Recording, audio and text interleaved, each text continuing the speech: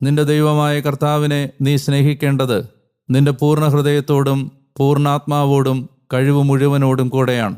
ഞാനിന്ന് നിന്നോട് കൽപ്പിക്കുന്ന ഈ വചനങ്ങൾ നിന്റെ ഹൃദയത്തിലുണ്ടായിരിക്കണം. നിന്റെ മക്കളോട് നീ അവ പറഞ്ഞുറപ്പിക്കണം.